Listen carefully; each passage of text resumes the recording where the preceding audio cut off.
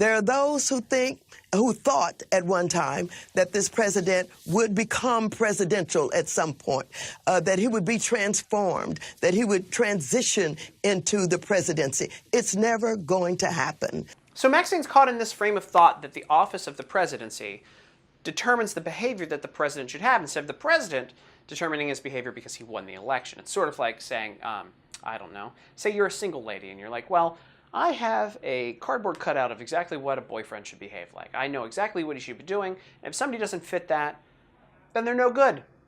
It doesn't work like that. Everybody's different, and everybody brings a little bit something different to the relationship or the office of the presidency, especially when they win it. But you know, this is the rhetoric that we've been hearing for months now. Trump isn't presidential. He is presidential because he's the president. He defines the role how it is. Unfortunately or fortunately, it changes from president to president. It's just how it works. It's American history. It's a little public policy for you, too.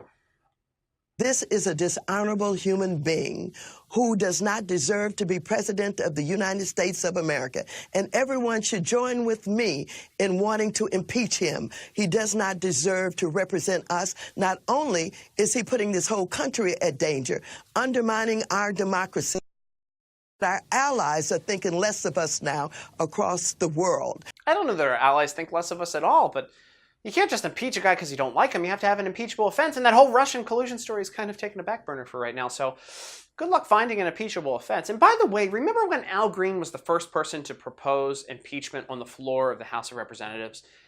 Maxine's yet to do it. She says it a lot outside the House of Representatives, but when she actually shows up for work, she's never mentioned it. Kind of disappointing if you're a constituent of hers or a fan at the MTV Movie Awards or wherever she's speaking for the millennials. And so I have no hope for him. I don't believe that he will ever be the kind of honorable human being with good values that will be working on behalf of all of the people. I think he will continue to go after that small constituency of people who are haters, people who are racist, people who do not believe that others have a role and should participate in this democracy in the way that they should. And so I have no hopes for him. And I would not like to see him continue in this presidency. You suddenly have no hope for him? Come on. And his small constituency? I mean, it's over half the country. Seems like he's got a big constituency, and the way it looks, Democrats are kind of losing their constituents because nobody knows what the hell they're doing anymore. While they're pushing people over to Trump because of, well, absolute hatred towards Trump on their side. My enemy is my friend, so it's very interesting how independents seem to be pushed over towards Trump. I don't believe the polls, by the way, and a lot of people out there don't believe the polls either that say that Trump isn't that popular of a president. Because those polls, if they were true before, would have made Hillary Clinton our current president of the United States. But we would have never had problems then, right? Everything would have been perfect.